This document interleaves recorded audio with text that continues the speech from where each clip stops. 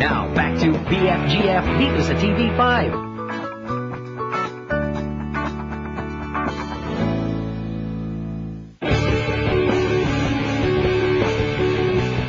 Lagay mo yung sarili mo sa sitwasyon ko. Aksidente lahat, papakasal ka? Ha? Ano?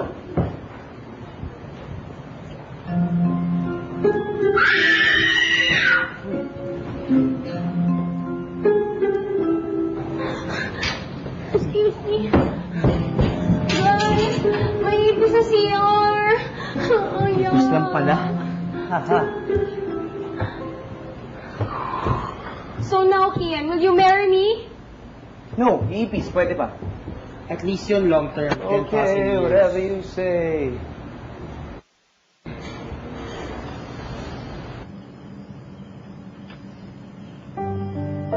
Pulling star.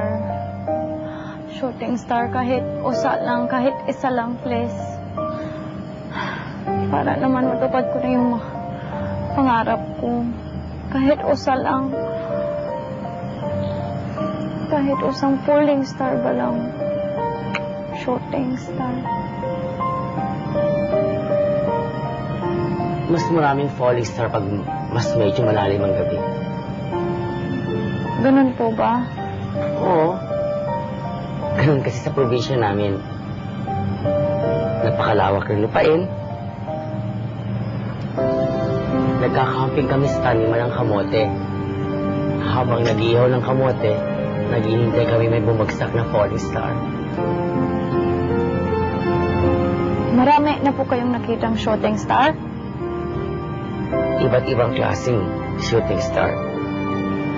May diamond star, may mega star, may star for all seasons, at may superstar. Pag may nakikita kami bumabagsak na star, nagtitilian kami. Ano pong niwi-wish niyo? Secret. Sana po matupad niyo yung wish niyo. Kasi ako po, Keme, shooting star o wala, gusto ko nang mag-try barang mga ibang bagay. Total, may good signal na naman si Sir Victor na pwede ko nang tuparin yung pangarap ko. Ano pa bang pangarap mo bukod sa mahalin ka ng bonggang-bongga ng Jackson ko?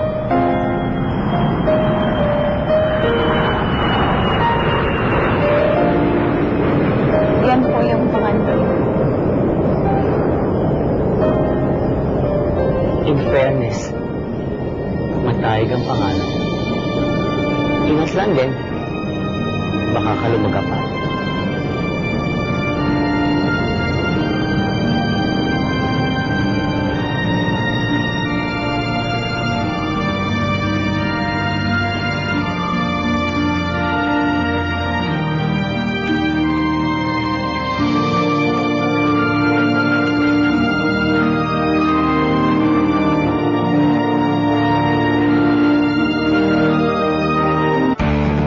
Don't go away, magbabalik ang BFGF dito sa TV5.